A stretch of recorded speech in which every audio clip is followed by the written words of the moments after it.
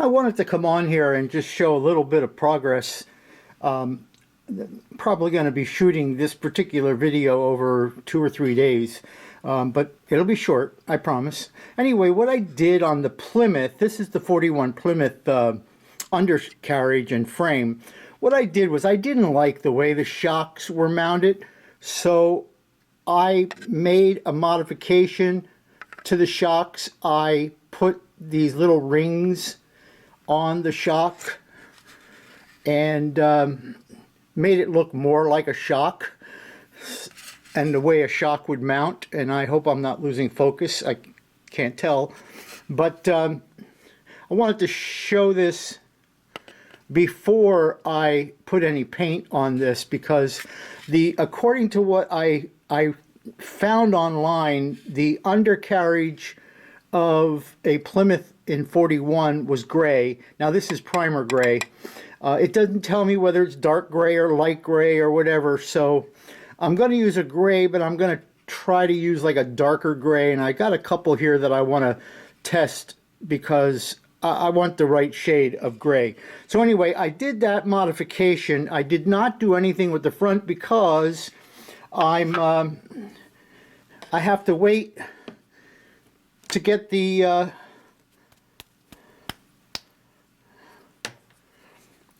to get the springs mounted. Maybe I can. To get the springs mounted,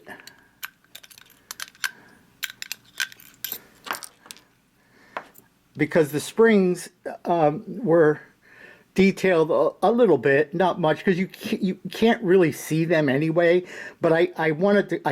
They have to go in after the carriage is or after the undercarriage in frame is painted.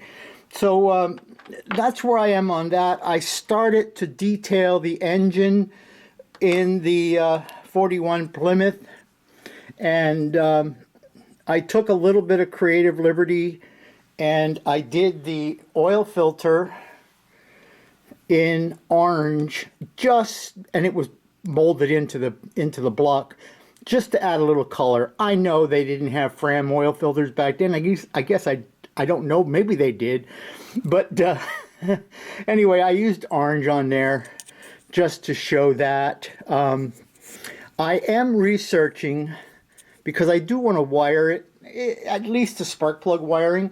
So I think this is the distributor. There is no distributor that comes with this kit.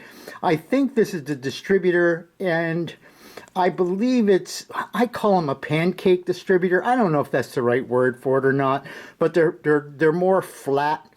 Actually, on my website, I have a picture of one if you're interested in seeing what I'm talking about. So I don't know if that's the distributor. I've seen pictures of this engine with a standard looking distributor on it. So I'm trying to decide what I want to do with that. I'm also working on the 41 Chevy Pickup engine and getting that detailed. You can see I've got the spark plug wires getting ready to go on. I just cut the boots to go on the spark plugs. I did not mount the carburetor or air cleaner yet, and so this is underway and coming along just fine.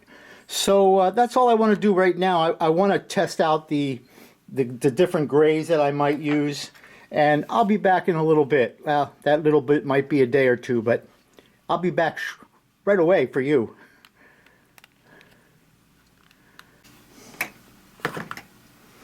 Okay, we're back, and I didn't get anywhere near as much as I wanted to get done because my air compressor took a dump.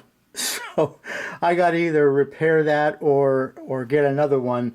So my airbrushing is at a halt for a little while, but I did get this, and this is just mocked up. This is the frame with the engine for the 41 Chevy Pickup. You can see I added the spark plug wires to the engine, and I'm not tipping it too much because it's just setting there. I added the air cleaner. The engine is pretty much finished for this. Everything's finished, everything's on it. The pipe's not lined up yet because it's not literally glued in there yet, as you can see. So this is just mocked up, but it is ready to, it is getting ready to get all glued up. So I had a little bit of painting I wanted to do on it yet. So I got to get that air compressor fixed first. So anyway, that's where the 50 or the 41 stands. I don't know why I'm on a 55 kick today. But that's where my 41 Chevy Pickup stands. I think I said it before. I did decide I'm going to do a light gray cab and bed with the black fenders. Now, I have been really struggling on the 41 Plymouth Coupe hinges, for the trunk hinges, or the deck lid, however you want to call it. And I still have not gotten this to work well. I mean, you can see I have some mounted in there temporarily. And I think what my problem is, I mean, this thing has a really sharp curve on it. And also the drip rail here, when the trunk opens,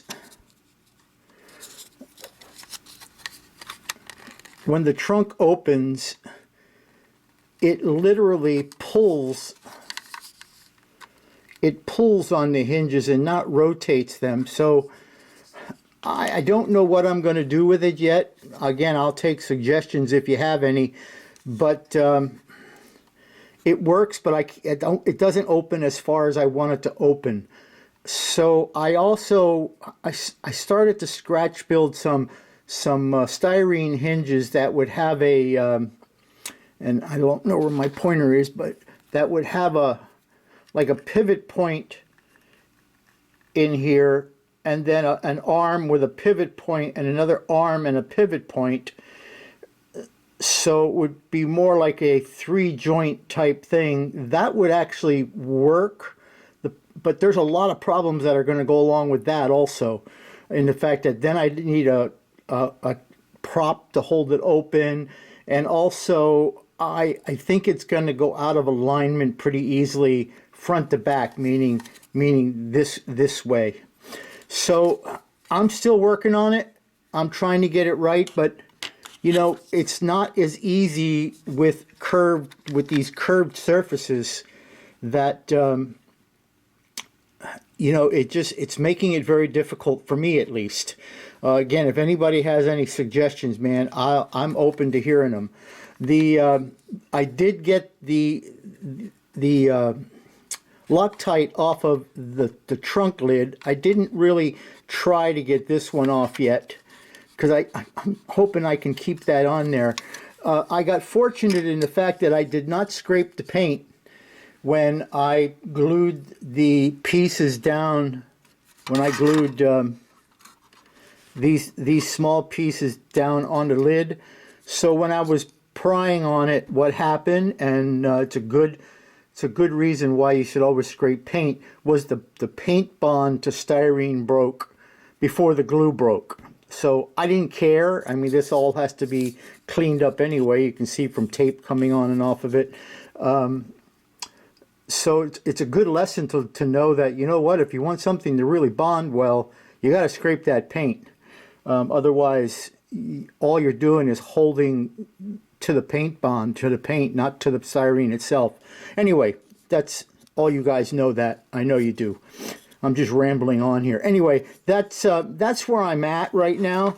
I did do some more work on the engine. Now I just have the tub, interior tub setting there because I've been working on, you know, clearances for getting the hinge in.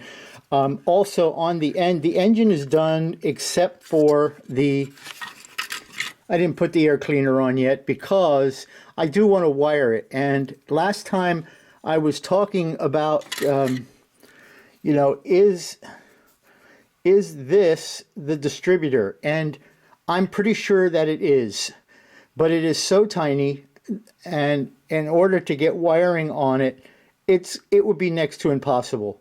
So I am making my own distributor again because I've seen them with what I call the standard distributors. So I am going to put a standard distributor here and just put a curved or a right angle shaft on it, and then run the wiring up to the plugs. And that'll be an easy job. I'm actually just waiting now for the epoxy to dry. I have the epoxy, I have this all glued in, and I just glued it. So I'm waiting for that to set up, and then this gets trimmed, and I gotta then drill a small hole and insert the shaft, the distributor shaft in it. So that'll be going soon.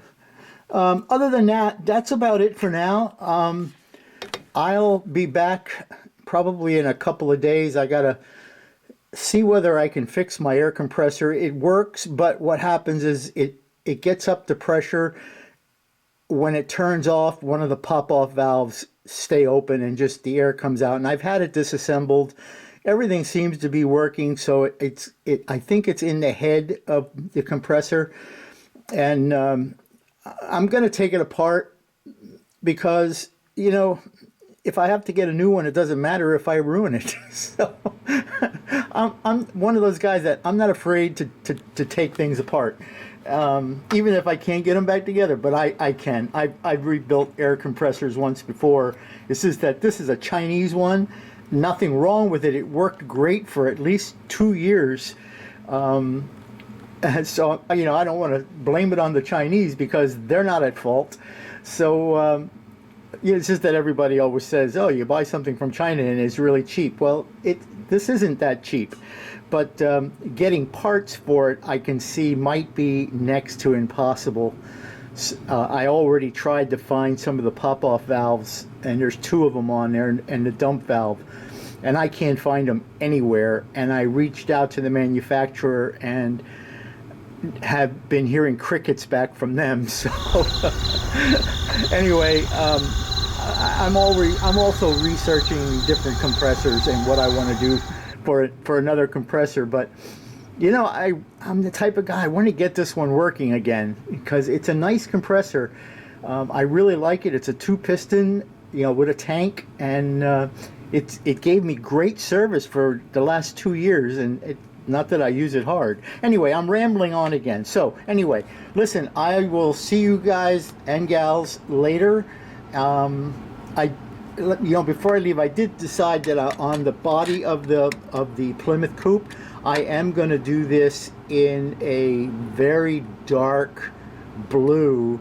One of the factory colors, and I can't remember the shade of the blue that it is, but it's a real dark blue, and I found something that looks like it might match it in the Vallejo brand paints. So I want to do up some test spoons and stuff, but I'm sure this is going to be a very dark blue. I'm still debating how I want to do the interiors on the coupe and on the truck. I'm kind of leaning towards some ways, but I'm not sure. I know in the coupe I'm definitely going to do a wood grain dashboard like a lot of the Plymouths had back in the 40s and very early 50s. They had that metal wood grainish looking dash. I know I want to do that. My dad's 49 had that in it. So that I do want to do.